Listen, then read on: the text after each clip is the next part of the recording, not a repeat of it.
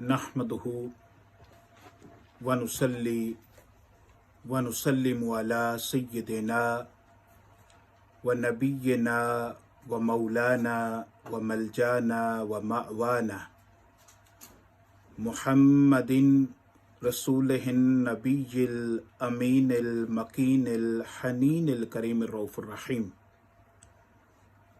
अम्मा बाद फ़ौज़ु बिल्लाहि मिनश शैतानिर रजीम बिस्मिल्लाहिर रहमानिर रहीम। वातसिमू बिहब्लिल्लाहि जमीअन वला तफर्रकू। सदक़ल्लाहु मौलानल अज़ीम। क़ाल रसूलुल्लाहि सल्लल्लाहु अलैहि व आलिहि वसल्लम खैरुन नासी मन यनफ़उन नास। अल्लाहुम्मा सल्लि अला सय्यिदिना व मौलाना मुहम्मदिन व अला आलि सय्यिदिना व मौलाना मुहम्मदिन व बारिक वसल्लिम। वाजिबुल एहतराम हाज़रीन व सामीन, अल्लाह रब्बुल इज़्ज़त की तौफीक से आज जिस इंतहाई अहम मौजू पर गुफ्तगू के लिए आप अहबाब की खिदमत में हाजिर हुआ हूँ, उसका मौजू है फ़िरका वारियत और अदम बर्दाश्त का बढ़ता हुआ कल्चर और हमारी ज़िम्मेदारियाँ। अल्लाह रब्बुल इज़्ज़त ने मुसलमानों को बाहमी इत्तेहाद और इत्तफ़ाक़ का हुक्म दिया और इरशाद फरमाया, वातसिमू बिहब्लिल्लाहि जमीअन वला तफर्रकू, कि अल्लाह की रस्सी को मजबूती से थाम लो और तफरकों में न बटो। और ताजदारे कायनात सल्लल्लाहु अलैहि व आलिहि वसल्लम ने इरशाद फरमाया, खैरुन नासी मन यनफ़उन नास, कि लोगों में से बेहतरीन वो है जो दूसरों के लिए रहमत, नफ़ा और खैर का बायस बने। मगर बदकिस्मती से आज उम्मत मुस्लिमा बिलअमूम और सरजमीन पाकिस्तान बिलखसूस इंतहाई कर्बनाक हद तक और अज़ियतनाक हद तक फ़िरका वारियत की लपेट में आ चुकी है। और ऐसे अज़ाब अल्लाह ताला की नाफरमानी, दीन और उसके अहकामात की रूगर्दानी के बायस आते हैं। हुकूमत वक्त को और मुआशरे के मुअस्सर अफराद को और मुख्तलिफ तबकात और जमातों को ये बात ज़ेहन नशीन कर लेनी चाहिए कि जो कुछ इस वक्त हो रहा है, मुसलमान का गला काट रहा है। एक मुसलमान दूसरे मुसलमान की मस्जिद में नमाज पढ़ने के लिए तैयार नहीं है। एक मुसलमान दूसरे मुसलमान का जनाजा पढ़ने के लिए तैयार नहीं है। एक मुसलमान दूसरे मुसलमान को काफिर करार दे रहा है। नफरत का सौदा हाथों हाथ बिक रहा है। फिरका परस्ती एक इंतहाई घनौनी, कबी और शदीद शक्ल में सरजमीन पाकिस्तान पर जारी है। इस वक्त मुल्क में तफरका और इंतशार की एक आम कैफियत है। हर मुसलमान और शहरी इससे तंग है। हाजरीन ग्रामी, कुफ्फार मुसलमानों के खिलाफ जंग बपा किए हुए हैं और दीन के ठेकेदारों को दीन के नाम पर फितना और फसाद फैलाने से ही फुर्सत नहीं है। आज के नाम निहाद उलमा, वाइज़ीन और ज़ाकिरीन की गुफ्तगू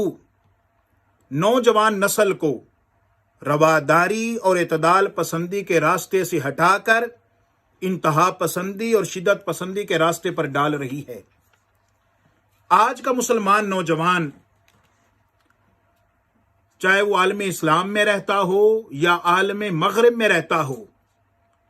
جب وہ آج کی مذہبی قیادت کو دیکھتا ہے تو سخت مایوسی اور پریشانی کا شکار نظر آتا ہے۔ وہ یہ بات سوچنے پر مجبور ہو جاتا ہے کہ وہ کون سے اسلام پر عمل کرے، وہ کس کے اسلام پر عمل کرے، وہ ہدایت اور رہنمائی کہاں سے لے، کہاں سے اسے اصل اسلام کی تعلیمات کا علم ہو سکتا ہے۔ آج جب ہم اپنی 1400 سال کی تاریخ کا مطالعہ کرتے ہیں تو یہ بات روز روشن کی طرح عیاں ہو جاتی ہے کہ جتنا نقصان فرقہ واریت کے زہر نے امت مسلمہ کو پہنچایا ہے اتنا کسی دوسری چیز نے نہیں پہنچایا۔ جب ہلاکو خان اور تاتاری بغداد کی اینٹ سے اینٹ بجا رہے تھے تب بھی یہ واعظین انتہائی معمولی اور فروحی اختلافات پر بغداد کے ہر چوک اور ہر چوراہے پر مناظروں میں مصروف تھے، اور عامت الناس ان کی بھڑکائی ہوئی آگ کی وجہ سے آپس میں دست و گریباں نظر آ رہے تھے۔ آج عراق، یمن، شام، لیبیا اور افغانستان کی کیفیت کو دیکھیں، وہاں کے حالات کو دیکھیں، یہ سب مسلمانوں کی آپس کی نا اتفاقیوں اور فرقہ پرستی کا وہ جو زہر امت مسلمہ میں پھیلایا گیا ہے، آج ہم اسی کے نتائج دیکھ رہے ہیں۔ آج اندرونی اور بیرونی عناصر پاکستان میں فرقہ واریت کی آگ کو بھڑکا کر اس ملک کے خداداد کے امن کو تباہ اور برباد کرنے پر تلے ہوئے ہیں۔ آج جب ہم پاکستان میں ان واعظین کو دیکھتے ہیں، ان علماء کو، ان نام نہاد ذاکرین کو دیکھتے ہیں تو اس صورتحال میں ہمارے سامنے دو کردار نظر آتے ہیں۔ ایک قائد اعظم محمد علی جناح اور دوسرے علامہ محمد اقبال۔ یہ دو عظیم ہستیاں اور قائد اور امت مسلمہ کے قائدین، ان کا بھی ایک مسلک، ایک مذہب، ایک نظریہ اور ایک سوچ تھی، مگر انہوں نے اپنے عظیم مقاصد کے اصول کے لیے کبھی بھی اپنے مسلک، اپنے نظریے اور اپنی ذاتی سوچ کو حائل نہیں ہونے دیا، اور اپنے اس مقصد کو پانے کے لیے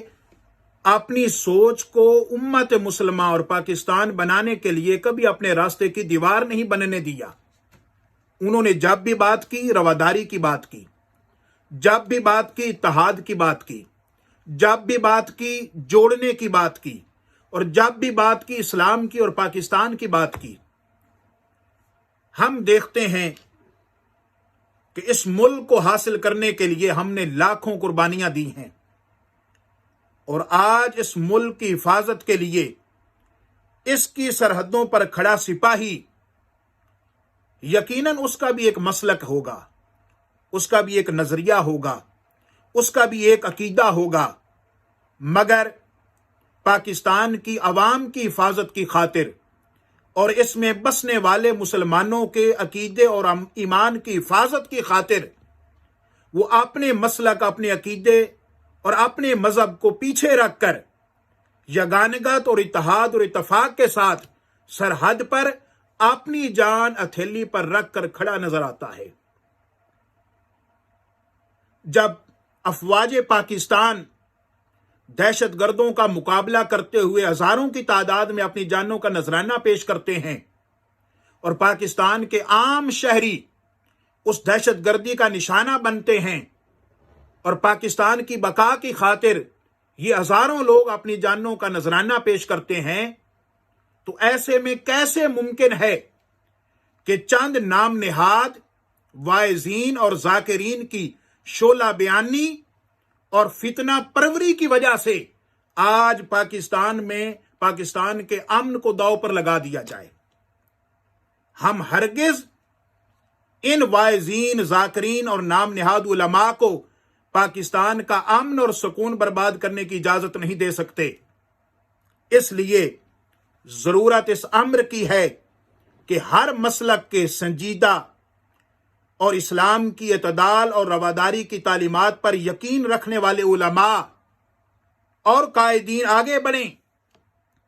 اور ان کالی بھیڑوں کو بے نقاب کریں جو سرے عام اور بعض جو در پردہ فرقہ واریت کی آگ کو بھڑکانے کی کوشش کر رہے ہیں۔ ایسے فتنہ پرور واعظین کو ہرگز پروموٹ نہ کیا جائے جو فرقہ واریت کی آگ کو بھڑکاتے ہیں۔ انہیں کسی بھی مذہب مسلک کے ممبر اور سٹیج پر چڑھ کر گفتگو کرنے کی ہرگز اجازت نہیں ہونی چاہیے۔ حاضرین محترم، ایک اور گزارش، عقیدے، مسلک اور مذہب کے باب میں ہر انسان کا اپنا مذہب ہے، اپنا مسلک ہے، اپنا عقیدہ ہے، اور اسے یہ حق پہنچتا ہے اور وہ حق بجانب ہے کہ خود کو درست سمجھے، مگر خود کو درست سمجھنے کا ہرگز مطلب یہ نہیں کہ دوسرے انسان کا عقیدہ، نظریہ، سوچ یا فکر غلط ہے۔ اہل سنت والجماعت کا اپنا عقیدہ ہے اور فقہ جعفریہ کا اپنا عقیدہ ہے، اور ہر کسی کو اپنے عقیدے کے مطابق آزادی کے ساتھ اپنی زندگی گزارنے کا مکمل حق حاصل ہے۔ اب انتشار کب پیدا ہوتا ہے؟ جب ہم اپنی سوچ کو، اپنے نظریے کو، اپنی فکر کو دوسروں پر زبردستی مسلط کرنے، نافذ کرنے اور ٹھونسنے کی کوشش کرتے ہیں۔ میں علماء کرام سے بھی عرض کروں گا کہ جنہوں نے ہمیشہ اتفاق کی، اتحاد کی، محبت کی بات کی ہے اور امت مسلمہ کے مفادات کو ہمیشہ اولین ترجیح دی ہے، میں ان علماء کرام سے بھی گزارش کروں گا کہ خدا را آگے بڑھیں اور مزید اپنے لہجوں میں نرمی پیدا کریں، کفر کے فتوے صادر کرنے والوں کا بائیکاٹ کریں۔ علماء چونکہ اہل علم کہلواتے ہیں، ان کا سب سے بڑا فریضہ اختلافات کو ختم کرنا یا کم از کم ان کو کم کرنا ہے، مگر افسوس کچھ نام نہاد علماء اور ذاکرین وہ جب بھی کلام کرتے ہیں تو اپنی شعلہ بیانی سے معاشرے میں ایسی آگ بھڑکاتے ہیں جو پورے معاشرے کو اپنی لپیٹ میں لے لیتی ہے۔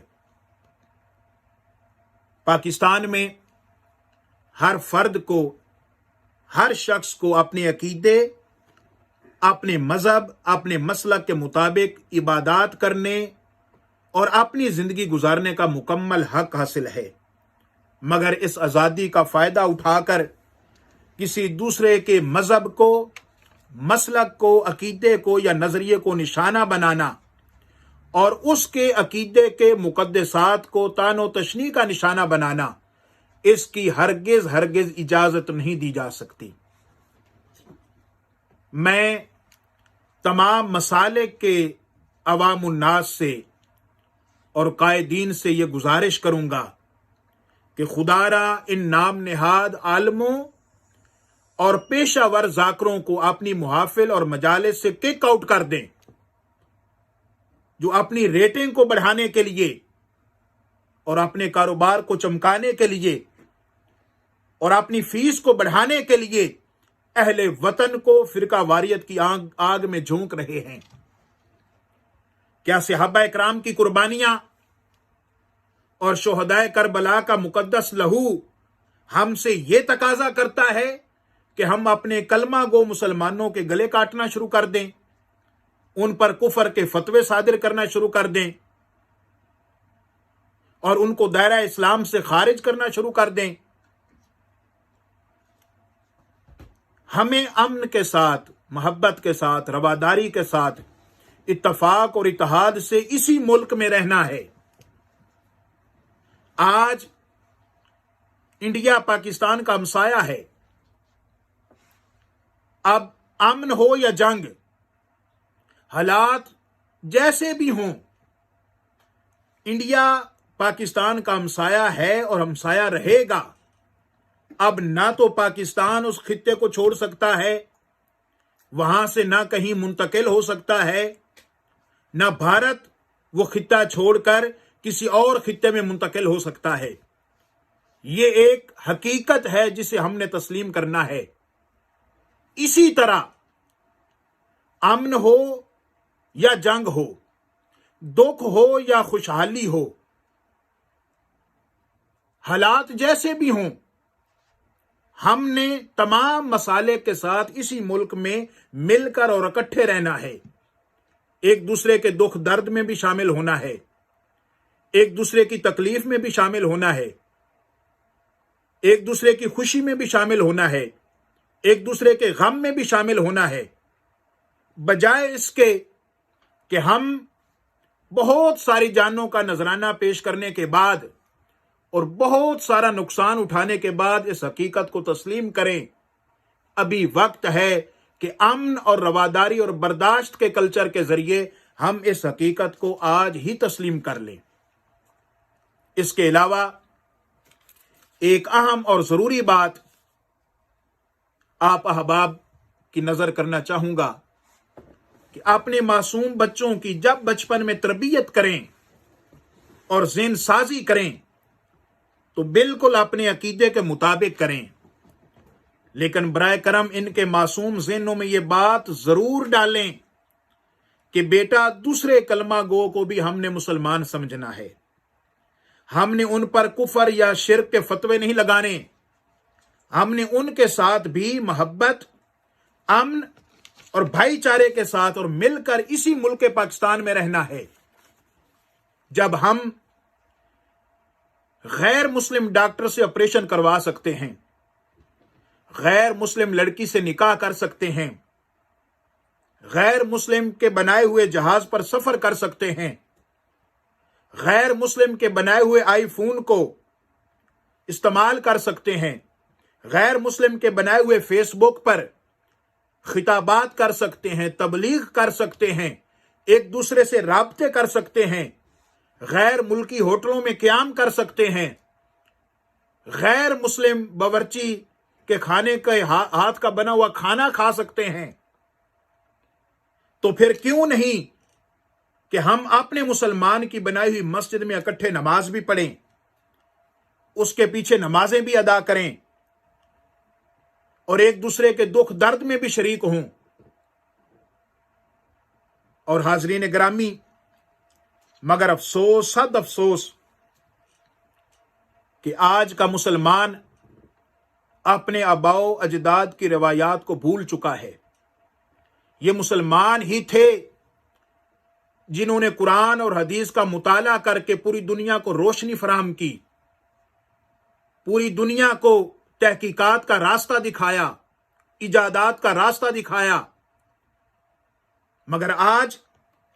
पिछली चंद सदियों से मुसलमानों की इजादात क्या हैं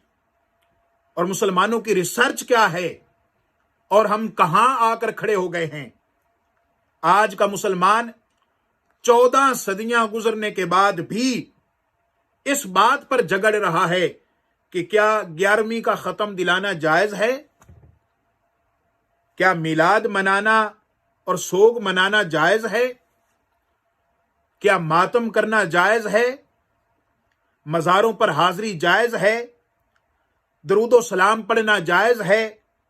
शलवार की हदूद और कयूद क्या हैं, रफा यदैन करना चाहिए या नहीं करना चाहिए, आमीन बुलंद आवाज से कहनी चाहिए या आहिस्ता आवाज से कहनी चाहिए। 14 सदियां बीत गईं, आज का मुसलमान इन बातों पे लड़ता हुआ नजर आ रहा है। इसका नतीजा क्या निकला? सुन्नी काफिर, शिया काफिर, अहले हदीस काफिर, देवबंदी काफिर। जब हम सबको काफिर करार दे रहे हैं तो सवाल पैदा होता है कि फिर मुसलमान कौन है? ईमान किसका बचता है? काफिर हमें मुसलमान समझते हैं और हम हैं कि किसी दूसरे मुसलमान को मुसलमान समझने के लिए तैयार नहीं हैं। अब गैर मुस्लिमों की रिसर्च देखें, पानी, खला, शुआएं, पावर एनर्जी, ایٹم، باڈی، سمندر، science, bio chemistry, nuclear energy, زراعت، معدنیات، میڈیسن، اور نتائج کیا ہیں؟ Laboratory, engineering, architecture, NASA, atomic power, ایٹمی ہتھیار، بجلی، ہوائی جہاز، T V, computer, internet, mobile. اور اب موجودہ دور میں دیکھ لیں کہ جب پوری انسانیت کرونا وبا کا سامنا کر رہی ہے تو ایمان سے بتائیں کہ 57 اسلامی ممالک میں کتنے مسلمان ملک ہیں جو اس وبا کے خلاف ویکسین تیار کر رہے ہیں؟ آج یہ 57 اسلامی ممالک اس کرونا وبا کا علاج اور اس کی ویکسین کے لیے امریکہ کی طرف دیکھ رہے ہیں، یورپ کی طرف دیکھ رہے ہیں، روس کی طرف دیکھ رہے ہیں، چائنا کی طرف دیکھ رہے ہیں، اور دوسری طرف مسلمانوں کا حال یہ ہے کہ چند واعظین اور ذاکرین کی لگائی ہوئی آگ کی وجہ سے آج ملک کا امن پارا پارا ہوتا ہوا نظر آ رہا ہے۔ ایسے میں آخر پر چند گزارشات پاکستان کے مقتدر اداروں کو، خفیہ ایجنسیوں کو، سلامتی کے اداروں کو یہ پیغام عرض کرنا چاہوں گا کہ خدا را بغیر کسی مصلحت کے اور بغیر کسی تاخیر کے ان فتنہ پرور ذاکرین، نام نہاد مولویوں اور معاشرے میں انتہا پسندی اور شدت پسندی کی آگ کو بھڑکانے والوں کے خلاف بغیر کسی تاخیر کے سخت ایکشن لیا جائے، انہیں گرفتار کیا جائے اور انہیں کڑی سے کڑی سزا دے کر معاشرے میں عبرت کا نشان بنا دیا جائے۔ اس کے علاوہ ایسی تمام کتابیں، cassettes, CDs, DVDs, literature, YouTube channels, social media کے پیجز اور تمام ویب سائٹس کو فوراً بند کیا جائے اور وہاں پر موجود سارے مواد کو فوراً حذف کیا جائے، اور چھوٹی چھوٹی بات پر وہ علماء، واعظین جو پریس کانفرنس کرنے بیٹھ جاتے ہیں،